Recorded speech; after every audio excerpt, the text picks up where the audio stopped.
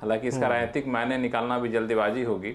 उधर से चंद्रबाबू नायडू भी निकल चुके हैं, वो भी 1 बजे के आसपास दिल्ली पहुंच जाएंगे और 4 बजे जो है एनडीए के घटक दलों की बैठक होगी और फिर उसके बाद जो है 6 बजे इंडी गठबंधन के घटक दलों की बैठक होगी।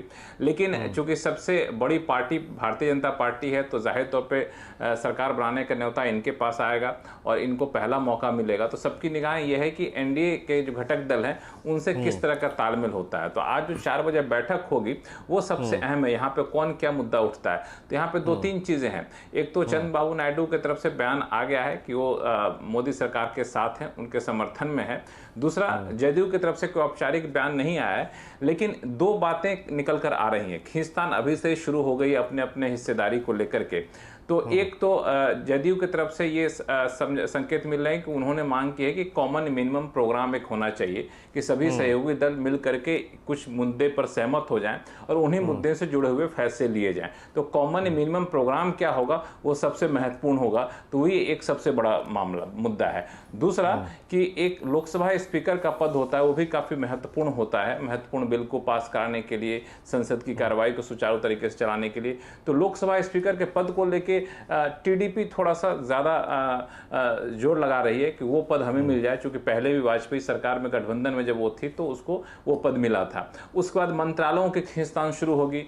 तो मंत्रालयों में आपको रक्षा मंत्रालय है, विदेश मंत्रालय है, वित्त मंत्रालय है, गृह मंत्रालय, उसमें से कोई एक मंत्रालय चाहेगा सहयोगी दल लेना। हालांकि भाजपा इतनी आसानी से देगी नहीं, बहुत मजबूरी हुआ तो रक्षा मंत्रालय शायद किसी सहयोगी को दे दे, लेकिन उसकी भी संभावना कम है। रेल मंत्रालय एक है जहां पे सबसे ज़्यादा खींचतान हो सकती है, तो वहां पे जेडीयू पहले से रेल मंत्रालय 1-2 बार रखी है अपने पास, तो शायद उसको लेकर वो अपना दबाव बनाने की कोशिश करे। तो दबाव बनाने की राजनीति शुरू हो गई है और दिल्ली में बिल्कुल कह सकते हैं लुटियन जोन में हलचल काफ़ी तेज हो गई। जगह जगह आपको सायरन की आवाज़ सुनने को मिलेगी, वीआईपी मूवमेंट देखने को मिलेगा। तो काफ़ी इंटरेस्टिंग है आज शाम तक का मामला यहाँ पे।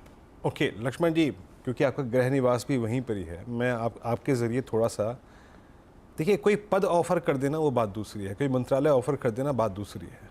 ठीक है, आप ऑफ़र करके आई थिंक वो पद देने के बाद आप निश्चिंत हो जाते हैं, लेकिन कॉमन मिनिमम प्रोग्राम में कोई ऐसी चीज़ ना आए जो कि अब तक जिस पर मोदी जी ने या फिर एनडीए ने उससे पहले बहुत स्ट्रॉन्ग वर्जन लिया है अपना। और आपको लगता है क्या है, I mean possibly common minimum program में जेडीयू क्या इनिशिएट करना चाहते होंगे, क्या रखना चाहते होंगे? देखिए, यहाँ पे 2-3 चीज़ें हैं जिसमें कॉमन मिनिमम प्रोग्राम में कोई नई चीज़ें शामिल की जाएंगी इसकी संभावना कम है। लेकिन भाजपा के अपने जो एजेंडा हैं, जो उनके घोषणा पत्र थे, उनमें से कुछ चीज़ों को बाहर रखने का दबाव ज़रूर रहेगा। मिसाल के तौर पर 1 नेशन 1 इलेक्शन, वो भाजपा का कोर एजेंडा था चुनावी घोषणा पत्र में, शायद उस कॉमन मिनिमम प्रोग्राम में उस पर सहमति आसानी से ना बने।